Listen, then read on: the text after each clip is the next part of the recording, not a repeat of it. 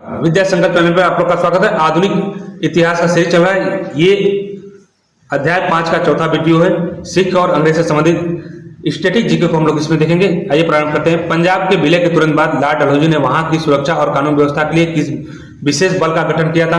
तो किया था यह पंजाब फ्रंटियर फोर्स का। देखा, सीमावर्ती कबीलों और आंतरिक विद्रोह से निपटने के लिए पंजाब फ्रंटियर फोर्स का क्या किया था, गठन किया था। चलते आगे वाला प्रश्न, निम्नलिखित में से किस गवर्नर जनरल ने महाराजा रणजीत सिंह की सैन्य व्यवस्था को एशिया की सबसे बेहतरीन और खतरनाक सैन्य शक्ति कहा था? तो ये है लॉर्ड ऑकलैंड। देखिए, ऑकलैंड 1838 में फिरोजपुर में सिख सेना के परेड निरीक्षण के बाद यह समीक्षा अपनी रिपोर्ट में लिखी थी। चलते आगे, अगला प्रश्न है, सिख साम्राज्य के पतन का मुख्य कारण इतिहासकार किसे मानते हैं? ये मानते हैं, देखिए, कुशल सरदारों की कमी और डोगरा सिख गोटी संघर्ष, ये सही होगा। और देखिए, वित्तीय संकट और सेना का अत्यधिक शक्तिशाली खालसा पंचाल होना, ये भी ठीक है। श्रेष्ठ कमांडर लाल सिंह और तेज सिंह का अंग्रेजों से मिल जाना, तो यानी उपयुक्त सभी कारण ये सही थे, जो कि सिख संप्रदाय को या सिख साम्राज्य को समाप्त करने में ये महत्वपूर्ण भूमिका निभाई। चलते आगे, अगला प्रश्न है, महाराजा रणजीत सिंह की छोटी बहन या परिवार के अन्य सरदार सदस्यों को पंजाब से दूर किस शहर में नजरबंद रखा गया था ताकि वे विद्रोहियों का केंद्र न बने? तो ये है ऑप्शन बी, बनारस। देखिए, वाराणसी में रानी जीत कौर और अन्य प्रमुख शाही सदस्यों को कुछ समय के लिए चुनार के किले में और बनारस में अलग अलग जगह पर रखा गया था। चलते आगे, अगला प्रश्न, पंजाब के सिख राज्य में बट्टा नामक शब्द का संबंध सेना के संदर्भ में किस चीज से था? तो ये था युद्ध के समय मिलने वाली अतिरिक्त भत्ता। देखिए, जब सिख सेना अपने सूबे से बाहर या गठित अभियान यानी पेशावर या लद्दाख पर जाती थी तो उन्हें अतिरिक्त भत्ता दिया जाता था। चलते आगे, अगला प्रश्न, 1838 की लाहौर की संधि के समय के तहत अंग्रेजों ने सिख साम्राज्य पर कितने रुपए का भारी जुर्माना या हर्जाना लगाया था? ये लगाया था 1.5 करोड़ रुपए का। देखिए, सिखों के पास केवल 50 लाख रुपए नगद थे, इसलिए बाकी 1 करोड़ रुपए के बदले उन्हें क्या देना पड़ा? कश्मीर का क्षेत्र अंग्रेजों को देना पड़ा। चलते आगे, अगला प्रश्न, लाहौर दरबार के पतन के बाद डलहौजी ने सिखों की किस प्रसिद्ध धार्मिक और ऐतिहासिक वस्तु को तोशखाना से जब्त कर सीधे इंग्लैंड भेज दिया था? तो ये था ऑप्शन बी सही होगा, महाराजा रणजीत सिंह की शाही गद्दी और कोहिनूर हीरा। चलते आगे, अगला प्रश्न, प्रथम आंग्ल सिख युद्ध के दौरान किस मोर्चे पर सिखों के तोपखाने ने अंग्रेजों के परकच्छे उड़ा दिए थे, जिससे ब्रिटिश सेनापति ने माना था कि देसी तोपखाना यूरोपीय तोपखानों से बेहतर था? ये है फिरोज शाह का युद्ध। फिरोज शाह का युद्ध, देखिए, फिरोज शाह में सिख तोपों की मारक क्षमता के सामने अंग्रेजी सेना की जो तोपें थी वो छोटी साबित हो गई थी। अगला प्रश्न है, ईस्ट इंडिया कंपनी की लड़ाकू जातियां की थ्योरी के तहत पंजाब के विलय के बाद अंग्रेजों ने अपनी सेना में किन सैनिकों की भर्ती बड़े पैमाने पर शुरू कर दी थी? ये थे ऑप्शन बी सही होगा, सिख, गोरखा और पंजाबी मुस्लिम सैनिक, यानी ऑप्शन बी सही होगा।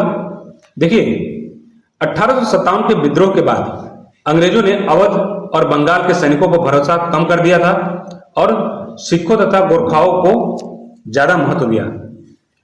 चलते आगे, अगला प्रश्न है, रणजीत सिंह के दादा चढ़त सिंह ने किस वर्ष गुजरावाला में अपनी मुख्यालय स्थापित कर सुकरचकिया मिसल को पंजाब में एक मजबूत शक्ति बनाया था? ये ऑप्शन बी सही होगा, 1763 ईस्वी में। देखिए, अहमद शाह अब्दाली की सेनापति को खदेड़ने के बाद चढ़त सिंह ने गुजरवाला को अपना मुख्य केंद्र बनाया। चलते आगे, अगला प्रश्न, किस ब्रिटिश अधिकारी ने लिखा था कि रणजीत सिंह एक ऐसा असाधारण व्यक्ति थे जो बिना पढ़ना लिखना जाने भी पूरे राज्य के कामकाज और वित्तीय खातों को अंगुलियों पर याद रखते थे? ये ऑप्शन ए सही होगा, सर आसबार ने। देखिए, आसबार ने रणजीत सिंह के दरबार में रहकर अपनी दैनिक जीवन और तीक्ष्ण बुद्धि पर एक विस्तृत स्मरण लिखा था। चलते आगे, अगला प्रश्न है, 1849 में पंजाब के विस्तृत विलय के बाद ईस्ट इंडिया कंपनी ने वहां की राजस्व प्रणाली को सुधारने के लिए किस बंदोबस्त को लागू किया था? ये लागू किया था महलवाड़ी बंदोबस्त का संशोधन रूप था ये। देखिए, पंजाब के गांव की भाईचारे प्रणाली को देखते हुए वहां महलवाड़ी व्यवस्था के सिद्धांत के आधार पर सीधे गांव से कर लेना तय किया गया था। चलते आगे, अगला प्रश्न है, सिखों के इतिहास में राखी प्रथा का संबंध किस चीज से था जो मिसल काल में बहुत लोकप्रिय हुई थी? ये था ऑप्शन बी सही होगा। देखिए, गांव को विदेशी आक्रमणकारियों जैसे अफगान से सुरक्षा देने के बदले में उपज का 1/5वां भाग के रूप में लेना पड़ता था। तो देखिए, मिसल सरदारों ने पंजाब के किसानों की सुरक्षा की गारंटी दी और बदले में राखी टैक्स वसूलना शुरू किया। चलते आगे, अगला प्रश्न है, द्वितीय आंग्ल सिख युद्ध के दौरान मुल्तान के किले पर कब्जा करने के लिए ब्रिटिश सेना का नेतृत्व किस गवर्नर जनरल ने किया था? तो ये किया था जनरल विश। देखिए, जनरल विश ने एक लंबी घेराबंदी और भारी गोलाबारी के बाद फरवरी 1849 में दीवान मूल राज को आत्मसमर्पण करने के लिए मजबूर किया था। चलते आगे, अगला प्रश्न है, प्रथम आंग्ल सिख युद्ध की शुरुआत में तात्कालिक वजह क्या थी जिसे अंग्रेजों ने युद्ध का कारण बनाया? तो ये था सिख नेता द्वारा सतलज नदी को पार कर ब्रिटिश क्षेत्र में प्रवेश करना। देखिए, 11 दिसंबर 1845 को सिख सेना ने हरी के पट्टन के पास सतलज नदी पार की, जिससे अंग्रेजों ने 1809 की संधि का उल्लंघन माना। चलते आगे, अगला प्रश्न है, पंजाब के विलय के समय ब्रिटिश भारत की सीमा रेखा सीधे किस देश के पर्वतीय कबाली क्षेत्रों में जाकर टकरा गई थी? ये ऑप्शन होगा बी, अफगानिस्तान। देखिए, पंजाब में ब्रिटिश साम्राज्य में मिलते ही अंग्रेजों का सामना सीधे किससे हो गया? अफगान सीमा और खैबर दर्रा से होने वाले इस क्षेत्र से अंग्रेजों का सीधा सामना होने लगा। चलते आगे, अगला प्रश्न है, सिख साम्राज्य के पतन के बाद पंजाब के किस प्रसिद्ध शहर को ब्रिटिश सेना ने उत्तर पश्चिम सीमांत का सबसे बड़ा सैन्य छावनी केंद्र बनाया? ये है ऑप्शन ए, रावलपिंडी। देखिए, रावलपिंडी छावनी ब्रिटिश भारतीय सेना की सबसे महत्वपूर्ण सामरिक छावनी बन गई ताकि उत्तर पश्चिम से होने वाले हमलों को रोका जा सके। चलते आगे, अगला प्रश्न है, सिख मिसल काल में तरुड़ा दल और बुड्ढा दल का संबंध किससे था जो बाद में सिख सेना के मुख्य स्तंभ बने?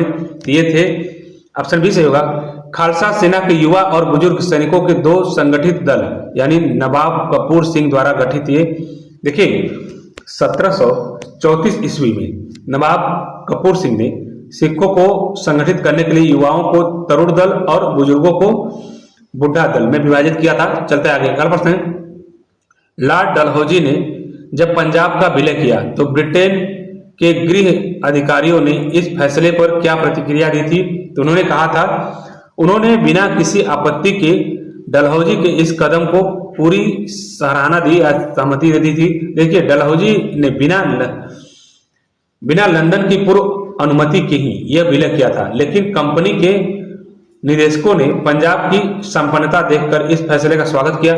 चलते आगे, अगला प्रश्न है, महाराजा रणजीत सिंह के काल में नजराना नामक कर का संबंध किस चीज से था? ये था अधीनस्थ सरदारों और विदेशी राजाओं द्वारा महाराजा को दी जाने वाली मानद भेंट या उपहार। देखिए, यह एक प्रकार का सामंतवादी कर था जो वफादारी प्रदर्शित करने के लिए सरदारों द्वारा राजकोष में जमा किया जाता था। आगे है, सिखों के किस गुरु ने सर्वप्रथम अकाल तख्त की स्थापना अमृतसर में स्वर्ण मंदिर के ठीक सामने की थी, जो सिखों की संप्रभुता का प्रतीक माना जाता है? ये थे गुरु गोविंद सिंह। देखिए, छठे गुरु गोविंद सिंह ने सिखों को सैन्य रूप से सुदृढ़ कराने के लिए अकाल तख्त की नींव रखी, जहां मिशल काल की बैठक हुआ करती थी। चलते आगे, अगला प्रश्न है, पंजाब के विलय के बाद अंग्रेजों द्वारा वहां के पारंपरिक हथियारों पर लगाए गए प्रतिबंध को किस अधिनियम के तहत कड़ाई से लागू किया गया था? ये था पंजाब आर्म्स एक्ट यानी निशस्त्रीकरण की नीति। देखिए, सिखों ने पुनः विद्रोह की भावना को रोकने के लिए डलहौजी ने पंजाब में आम नागरिकों से सभी प्रकार के पारंपरिक और आधुनिक हथियार को जब्त करवा लिया था। प्रश्न देखिए, इतिहासकार कनिंघम के अनुसार प्रथम आंग्ल सिख युद्ध के दौरान यदि सिख सेनापति ने विश्वासघात नहीं किया होता तो ब्रिटिश भारत का इतिहास क्या होता? ये होता, ब्रिटिश सेना की भारत में सबसे करारी हार होती और उसका विस्तार रुक जाता। देखिए, सिख सैनिकों के पास गजब का हौसला और आधुनिक यूरोपीय प्रशिक्षण था। केवल शीर्ष कमान यानी इनके नेता ने गद्दारी कर दिया, इसलिए जाके अंग्रेजों की जीत हुई। चलते आगे, अगला प्रश्न है। आज के लिए बस इतना ही, मिलते हैं अगले वीडियो में। Thank you for